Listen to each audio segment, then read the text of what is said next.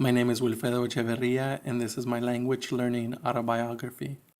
I was born in El Salvador during a turbulent period in that country's history. The year I was born was the same year that that country entered a civil war that would last over a decade, leaving tens of thousands dead, many disappeared, and about 500,000 seeking refuge in other countries. My family believed that the only way to survive was to escape and try to find a better life in the U.S. At the age of 7, I arrived in this country and entered the Los Angeles public school system without any previous formal education. The limited Spanish literacy skills that I had acquired were thanks to my uncle. Being 3 years older than me, he was allowed to go to school even though doing so meant that his life was in danger every day. He would come home from school at noon and would proceed to teach me what he had learned that day. I was able to learn the basics, including the alphabet, some basic writing, reading, and math skills. I truly believe that this made a significant impact on my language learning when I started second grade in the U.S. In Foundations for Bilingual Education and Bilingualism, Baker discusses the research that suggests how relatively easy literacy skills and strategies transfer from the first language to the second language. This is especially true in my case, where Spanish and English share a similar writing system. I grew up in a predominantly immigrant working class neighborhood, but it was bussed out to an elementary school in a more affluent neighborhood. According to Freeman and Freeman, the school would have characterized me as a newly arrived English learner, an immigrant minority with no formal schooling. Everything was new to me: a new environment, new language, a new culture. The experience of having a school bus take me away from my mom to an unknown location can be very traumatic for a 7-year-old. As Freeman and Freeman highlight in their case studies, I also went through a silent period during my language development. As my mom constantly reassured me that I needed to go to school to learn and to make new friends, I wanted to take it all in and observe without having to speak to others in English. I would sit in my class silently observing the teacher, the writing on the board, the other children in the classroom, and their interactions. The only time that I felt confident enough to speak was during pull-out ESL. I was part of a small group of about 5 Spanish-speaking students who would be pulled out of regular classroom instruction to receive support from a teacher's aide.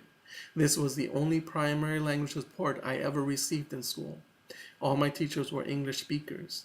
As a beginning level ELL, I learned the basics such as the alphabet, sight words, translation, and I did a lot of repetition to practice pronunciation. I didn't speak much at school, but I remember going home and practicing on my own. I would record myself trying to read books in English. My comprehension, fluency, and pronunciation levels would have all been at level 1 according to the Sulam.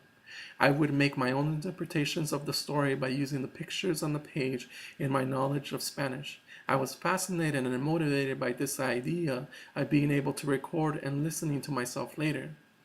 As if in doing so, I was learning faster.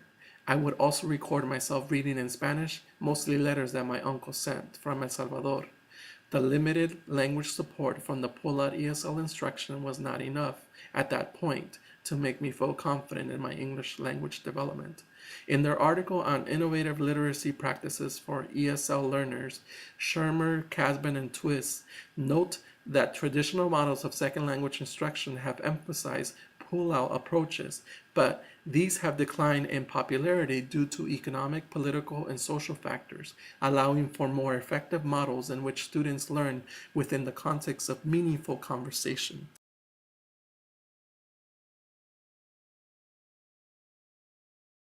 In school, I continued to silently observe and learn from others until around the beginning of third grade, when I slowly transitioned into an all English classroom environment and became more confident in practicing the English language. By the time I reached sixth grade, I had tested into the gifted and talented education program. I understood more than I could express in oral language. Several factors contributed to my success in school during my early school years, especially in developing the English language. I was a very motivated motivated student. I wanted to learn English and I wanted to learn it fast. My parents stressed the importance of going to school and doing well, even if they lacked any familiarity with the U.S. school system. Going back to El Salvador was out of the question. The U.S. was our new home and I needed to fit in. These social and emotional factors played a large role in my early schooling and set the tone for the rest of my life in school.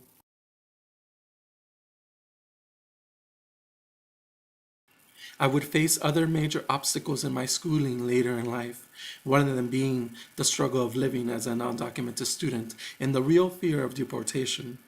Based on my experience, I would say that a learner's motivation, learning style, and the resources available to them drive their learning of a new language. I don't remember a moment when a teacher took the time to ask me about my family, my culture, my language. I feel like my motivation for learning English came from these socio-cultural factors, but they remain untapped in school. At home, my parents' support and my own understanding of why we had to stay in the U.S. served to motivate me to learn English.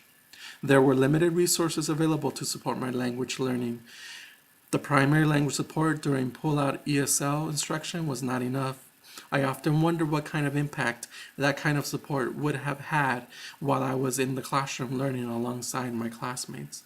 One of the biggest influences that my experience as a language learner has had on my own teaching is the importance of getting to know my students and valuing their own experience as human beings. The more you know about your students, where they come from, and who they are, the better you will be at meeting their academic needs. Because of my own experiences, I am better able to relate to students and their families that have gone through similar experiences. I am able to be more effective and advocate for them and their families. The lack of positive language role models has also motivated me to share my own experiences with my ELL students. I believe the more they see models of success, the more they will be motivated to learn. My experience as a language learner may be unique in some ways. In other ways, it is like the case studies presented by Freeman and Friedman and can serve to help others understand the complex interactions of factors that affect success of ELLs, as well as the research, theory, and practice behind second language acquisition.